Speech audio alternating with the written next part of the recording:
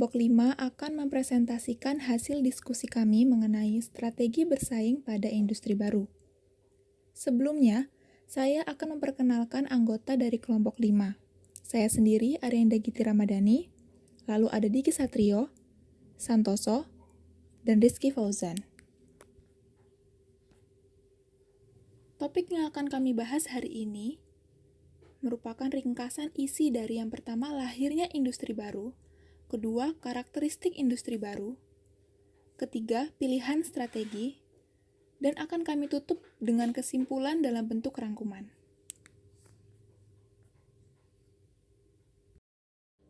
Tahapan pembahasan hari ini dimulai dari lahirnya industri baru, lalu karakteristik industri baru, dan yang terakhir pilihan strategi. Untuk mempersingkat waktu, langsung saja kita masuk pada materi yang pertama mengenai lahirnya industri baru. Porter, dalam bukunya halaman 215 tahun 1980, memberikan batasan tentang industri baru sebagai industri yang baru terbentuk atau mengalami pembentukan ulang yang proses pembentukannya terjadi karena adanya inovasi teknologi, pergeseran biaya secara relatif, munculnya kebutuhan konsumen baru, atau sebab-sebab ekonomi dan sosiologis lainnya.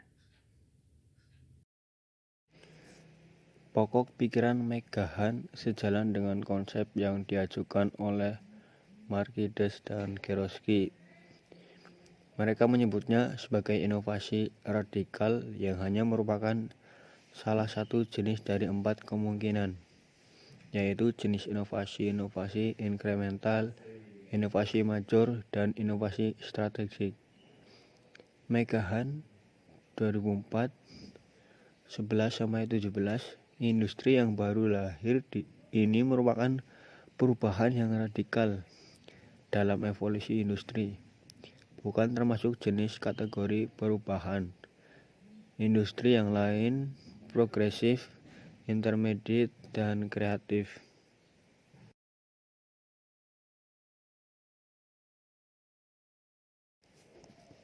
Pokok pikiran Megahan sejalan dengan konsep yang diajukan oleh Markides dan Geroski. Mereka menyebutnya sebagai inovasi radikal yang hanya merupakan salah satu jenis dari 4 kemungkinan.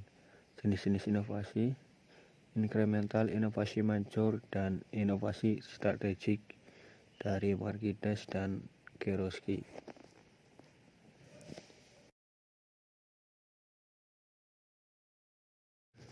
Kemudian, dari mana inovasi radikal itu berasal?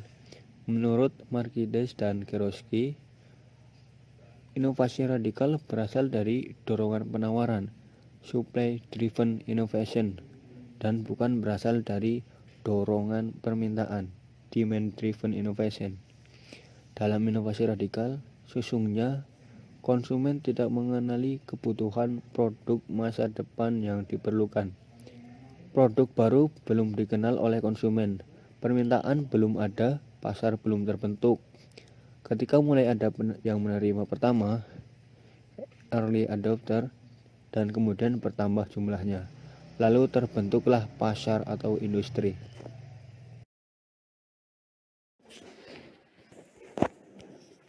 Karakteristik industri baru. Karakteristik pokok dan terpenting dari industri baru adalah belum adanya aturan main baku dalam berbisnis, rules of the game. Pelaku bisnis di pasar baru juga tergesa-gesa dalam memasuki pasar untuk menjadi yang terdepan. Kesannya ada bias manajemen dan budaya bahwa yang terdepan dikesankan menjadi calon pemenang.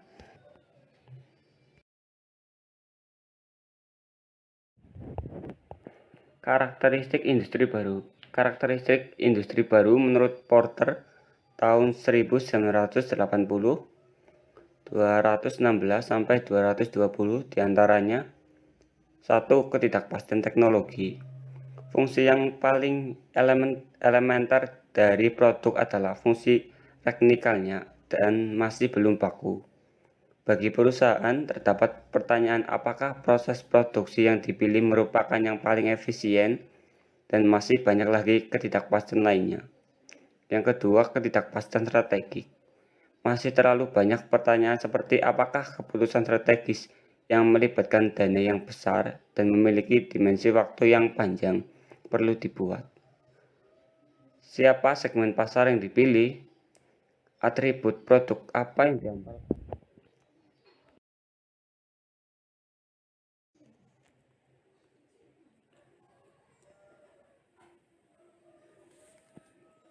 Pilihan strategi. Pada bagian ini hendak menjelaskan dua varian pilihan strategi yang tersedia. Satu, strategi pencegahan.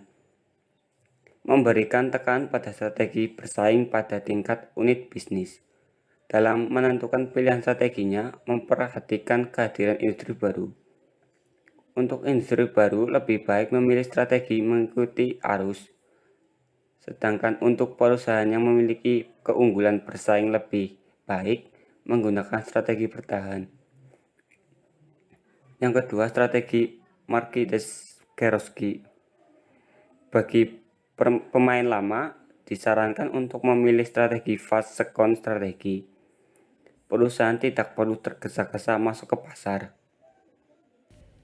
Selanjutnya, rangkuman. Industri baru terjadi ketika ada perubahan radikal, karena inovasi pada ujungnya menciptakan produk dan pasar baru.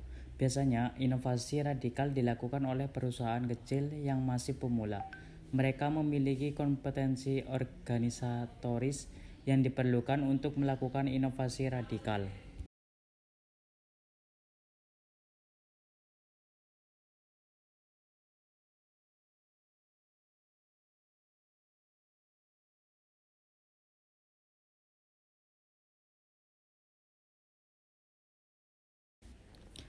Sekian presentasi dari kelompok kami. Apabila ada tutur kata yang kurang berkenan, mohon dimaafkan. Wassalamualaikum warahmatullahi wabarakatuh.